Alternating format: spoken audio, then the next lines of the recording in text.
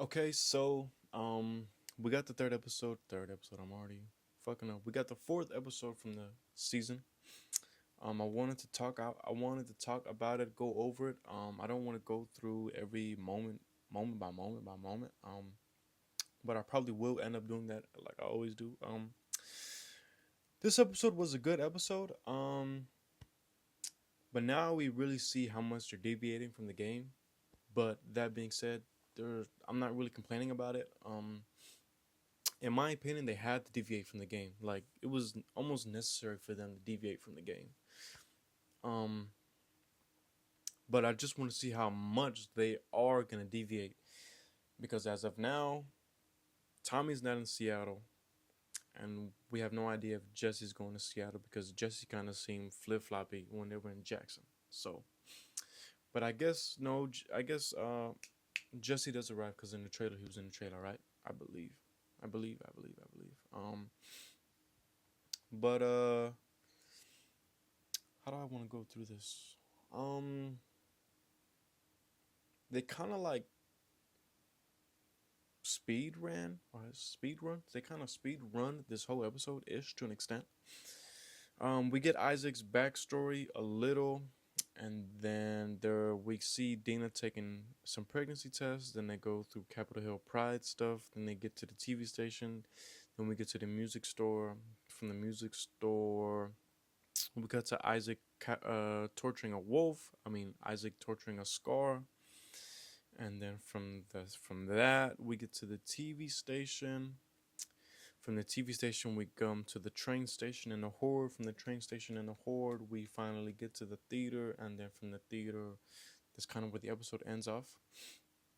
The horde section was very, very, very good. It was, beautiful. Like it was very well put. I liked how I liked how they did the red lighting again, like with the flares, or is it a flare? I believe what's that thing called? That thing. It's got to be a flare. It's a flare. They throw flares all throughout the train station. So it gives off that red hint, or the red hue, or the red lighting as it does in the game, which I liked. And then we get this horde. The horde was good.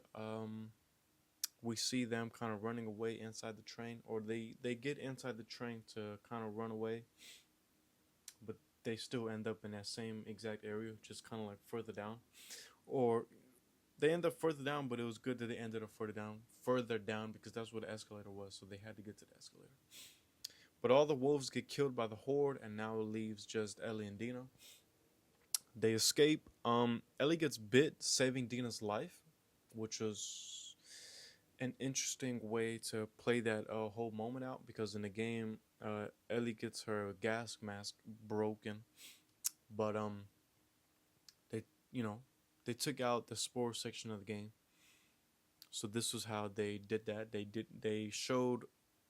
did that moment from the game again.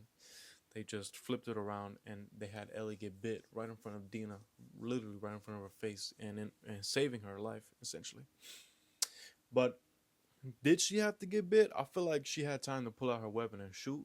Um, or maybe Dina could have just fought off the zombie in time enough for Ellie to pull out her gun and shoot, or something like that. I don't think her getting bit was necessary, but I guess they had to write it down that way so Dina can find out that she's pregnant, or Dina can find out that she's immune.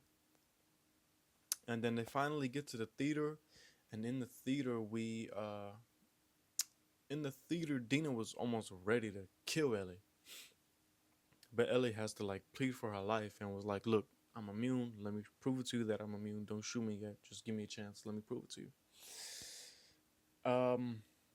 Dina almost shoots Ellie because Ellie starts fucking around with her face because water splashing on her face. But that happens, and then from there, Dina tells Ellie that she's pregnant, and they make out from there. But in the game, when Dina tells Ellie that she's pregnant, Ellie's upset by it, and she kind of like runs off into the theater. She's kind of like real down by it, and then we get a flashback with Joel, but that gets taken from us. So I wonder how they're gonna operate that flashback. I wonder how they're gonna implement that flashback into the story. Um, what else is there to talk about? That was kind of it. At the TV station plays out almost identical to how it does in the game. Um, I guess I kind of want to get into how like um I want to say that we're getting brainwashed to a certain extent.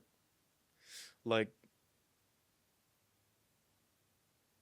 me personally, I feel like the show is picture perfect as uh picture perfect picture perfect as to where we are right now.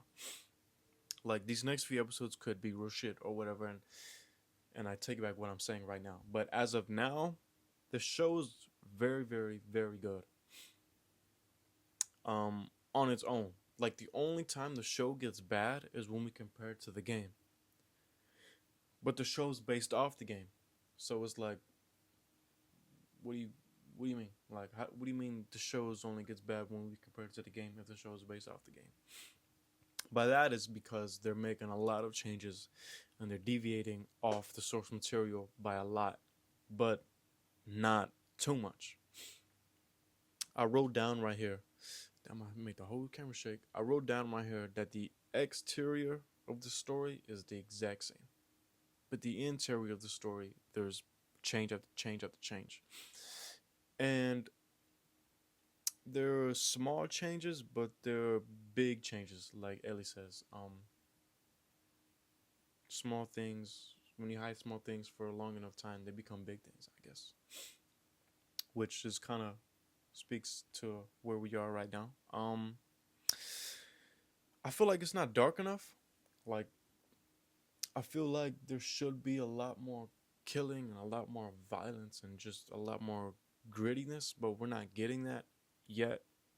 Um, there's still Seattle Day 2 and Seattle Day 3 for a lot of violence to take place, but we're not really getting that. And then Tommy's not in Seattle. We don't have no idea what Jesse's on.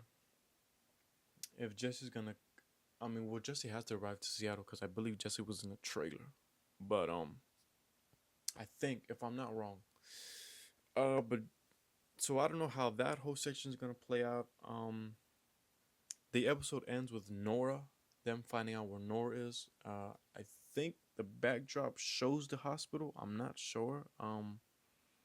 It's kind of hard to tell, but there's the building with the white thing on the back of it, but that's farther back to where all the smoke is coming from.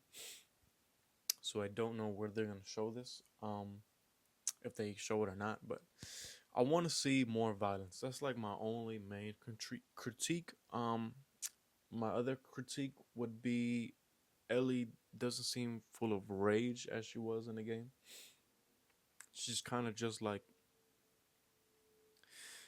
well, the rage is driving her, and the revenge for Joe's death is driving her, but it doesn't seem as intense as it was in the game, which is kind of like just a little minor critique. Isn't something too big. And then the episode opens up with Josh from Drake and Josh, which is crazy. Like, I'm looking at this character, I'm like, this gotta be Josh. There's no way it's not Josh. I mean, his face looks just like Josh. But I don't want to go through this whole episode. I don't know. Whatever. But um, the episode opens up with Josh, and then the episode opens up with Ellie peeing on a pregnancy test, and then they see their pride stuff. They see the TV station. They take shelter in a music store. Ellie plays the guitar. Dina starts crying. That's the moment she realizes she's in love with Ellie. From that, we cut to Isaac torturing a Scar. This was a very, very, very good scene. Isaac was beating the shit out of this Scar. He must have, because this Scar is bruised up, bloodied up, cut up, all that. And then here he's burning him, slow torturing him. That was a good scene. The man, I don't know why, but this Scar is fucking naked down to his bare ass, and they show his I don't know if I can say that word, but they show his male parts just flat out. The humiliation rituals is insane. But that actor was good. Like, I don't know who this actor is, but that man played this role. It was beautiful. From there, we cut to Ellie and Dina at the TV station. Ellie kills one of them. She struggles. That grown man had about 50 pounds over Ellie at least. From there, we get to the train station with the horde. The whole horde section was badass. I don't care what nobody says. The whole horde section was badass.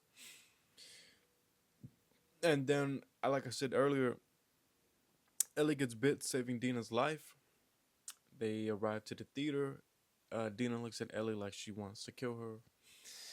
The whole theater stuff plays out, and it's the exact opposite to the game. And then they end up on the roof looking at where Nora is. So it was a good episode in my opinion. It's just we're deviating from the source material a lot, but it's necessary. So this is why I feel like we're getting brainwashed, because the story's still good.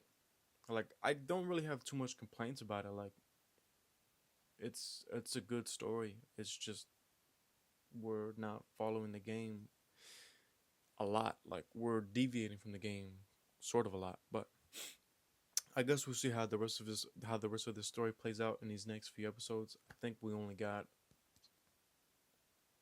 3 episodes left, so I hope we get an eighth. I'm not sure. I could be wrong about that, but that was this episode. It was a good episode. I didn't want to go over it moment by moment by moment like how I normally do, because I wanted this video to be short.